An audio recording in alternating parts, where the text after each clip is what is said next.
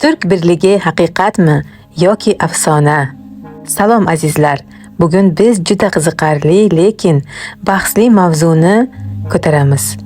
Turk birligi haqiqatmi yoki afsona?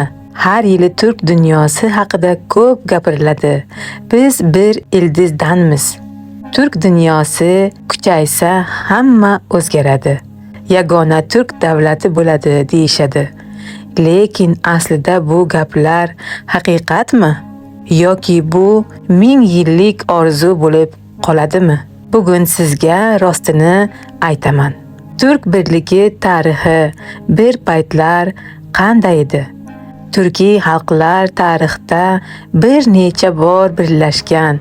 Buyuk turk xoqonligi 6-8 asrlar, Xorazmshohlar davri, Chingizxon imperiyasi tarkibidagi turkiy qabilalar, Oltin O'rda, Temuriylar davri. Bu davlatlarda turkiy xalqlar ko'p sonli, kuchli davlatlar tuzgan. Lekin bu birlik uzoqqa bormagan. Nega?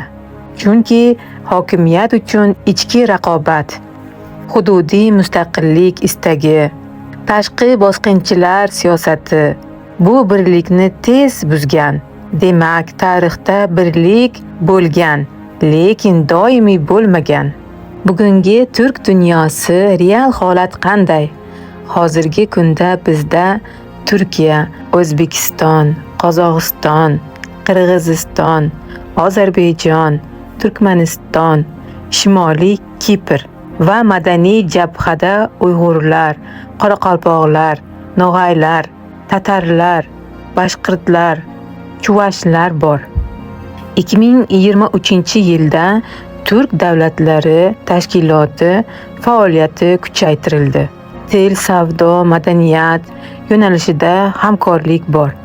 Lekin siyosiy va harbiy jihatdan hali real birlashuv yo'q. Sababi har bir davlatning o'z milliy manfaatlari bor. Geosiyosiy bosimlar, Rossiya, Xitoy, G'arb, iqtisodiy va strategik farqlar.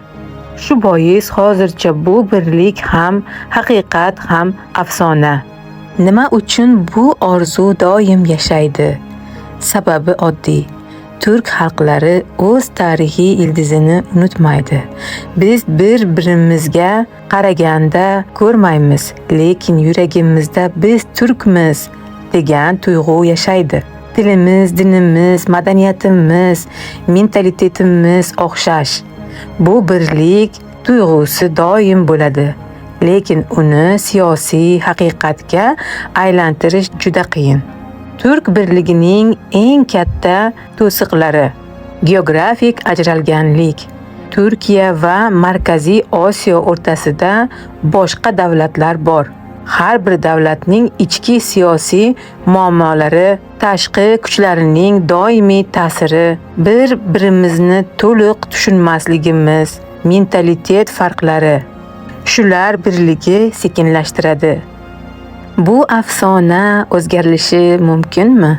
Ha, mumkin. Ammo bu faqat xalq ongi o'zgarsa bo'ladi.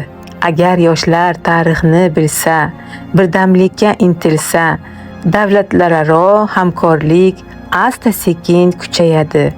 Ta'limda birgalik, madaniyatda almashinuv, savdo, transport, iqtisodiy loyihalar. Bu turk dunyosini asta-sekin birlashtiradi. Bu jarayon 5 yil, 10 yil emas, balki 50-100 yil strategiya talab qiladi. Xulosa, haqiqat va afsona orasida, demak, turk birligi bu hozircha orzu, ammo bu afsona emas. U tarixda bor bo'lgan, bugungi kunda asta-sekin qayta uyg'onmoqda. Hozir bu ko'proq madaniy birlik, lekin kelajakda iqtisodiy va siyosiy kuchga aylanishi mumkin. Hamma narsa bizga bog'liq. Tarixni biladigan yoshlarga, bir-birini hurmat qiladigan xalqlarga, kibrsiz haqiqatni ko'ra oladigan liderlarga.